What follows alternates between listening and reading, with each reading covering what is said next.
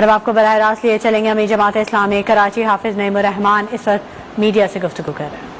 حکومت ان کو سپورٹ کر رہی ہے اور اسی طرح سے جو ہمارے انفراسٹرکچر ہے، ہماری ٹرانسپورٹ کا پورا نظام ہے.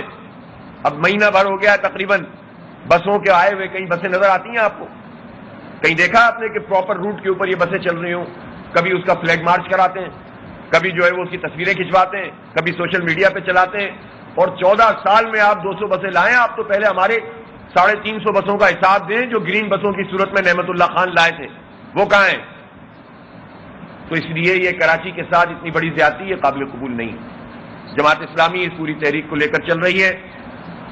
17 تاریخ کو ہمارا ایک بہت بڑا جنرل ورکرز کنونشن ہوگا انشاءاللہ تعالی، جس میں ہم بلدیاتی انتخابات کی جو ہم نے تیاری کی ہے اور جو ہمارے نمائندے اس وقت نامینیشن فائل کر رہے ہیں، ہم اس کے لحاظ سے ایک بھرپور لائے عمل اس میں اپنے تمام ہمدردوں کو، کراچی کے شہریوں کو اور اپنے ورکرز کو دیں گے.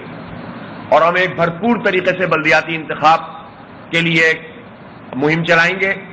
ہم جانتے ہیں کہ پیپلز پارٹی اور ایم کیو ایم مل کر اس معاہدے پر عمل درآمد کرانے میں رکاوٹ ڈال رہی ہے کہ جو جماعت اسلامی کے ساتھ پیپلز پارٹی نے کیا تھا اور جس کا اعلان یہاں سی ایم صاحب نے دارالمول حق میں آ کر کیا تھا. جب ترمیمیں موجود ہیں تو پہلے مرحلے پر ان تمام ترامیم کو اسمبلی سے پاس کیا جائے اور پھر اس کے بعد آئین کی آرٹیکل 140A کے مطابق تمام چیزوں کے لیے جو کمیٹی کام کر رہی ہے وہ کام کرتی رہے.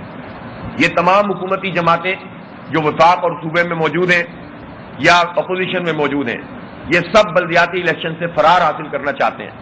کوئی کورٹ میں گیا ہوا ہے، کوئی اعلانات کر رہا ہے، کوئی مطالبات کر رہا ہے.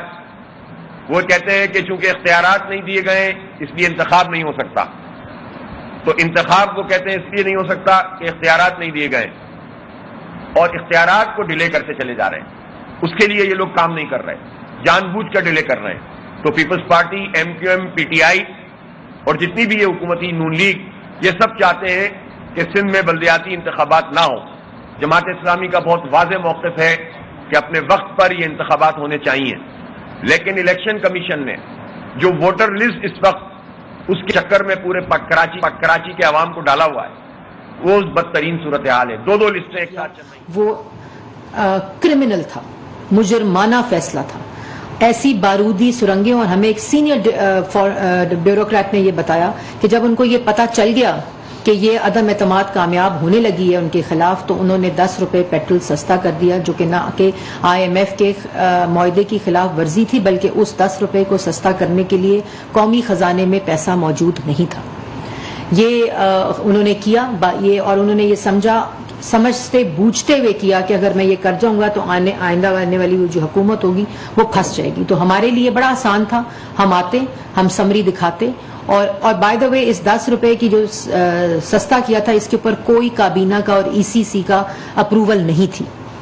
اور لیکن حکومت نے، وزیر اعظم شہباز شریف صاحب نے یہ فیصلہ کیا اور فائنانس منسٹری اور پیٹرولیم منسٹری کو یہ کہا کہ پہلے مجھے ریلیف ڈیزائن کر کے دو عوام کے لیے کہ اگر ہم یہ پیٹرول مہنگا کریں گے تو اس کے لیے ہم جو عوام ہے اس کو کیسے اس مہنگائی کے لیے ہم سپورٹ کریں اور اس کو ہم بوجھ جو ہے وہ عوام پہ نہ ڈالیں. تو آپ کو پھر اس وقت 786 اور بسٹ کے اندر جو اضافی 2000 روپیہ جو کہ 28 بلین کی خالی وہ سبسڈی ہے وہ عوام کو دی گئی. اور یہ سب کچھ اس لیے کیا گیا، مقصد صرف ایک تھا کہ اگر ہم نے IMF کے معاہدے کو فالو کرنا ہے، اگر ہم نے انٹرنیشنل پیٹرول پرائسز کے اکارڈنگلی پرائس بڑھانی ہے، کیونکہ مہنگا پیٹرول لے کر سستا پیٹرول بیچا نہیں جا سکتا پاکستان جیسے ملک میں. اور اس پورے خطے کے اندر، ڈیولپڈ کنٹریز کے اندر جو پیٹرول پرائس ہے وہ انٹرنیشنل پرائسز کے اکارڈنگلی ہوتی ہے.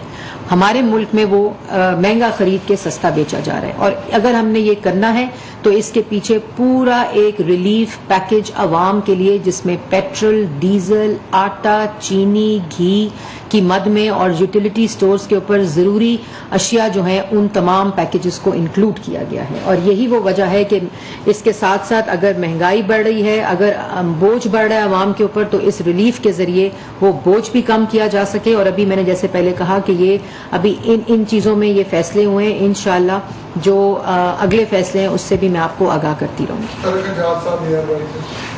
یہ بتائیے گا کہ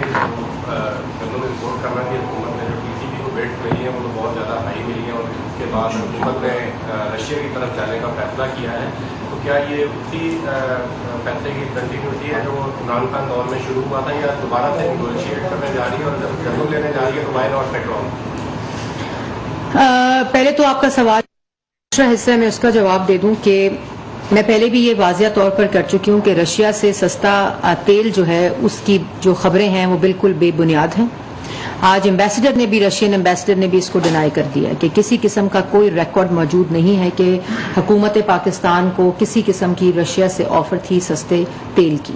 ये फॉरेन ऑफिस में भी कोई रिकॉर्ड नहीं है और पेट्रोलियम मिनिस्ट्री के अंदर भी कोई रिकॉर्ड नहीं है। और ये रशियन एम्बेसडर की स्टेटमेंट है जो आज छपी भी हुई है अखबार में कि ऐसा किसी किस्म का जिसका है no agreement on cheaper wheat oil with Pakistan, उनकी स्टेटमेंट भी है। और इसके बारे में मैं पहले भी इंफॉर्मेशन दे चुकी हूं कि ऐसी कोई रिकॉर्ड मौजूद नहीं है। ये इमरान खान साहब के दिमाग की इख्तरा है जिसको वो झूठ के लिए इस्तेमाल करते हैं और ये कोई नई बात नहीं है। यही ऐलान इसी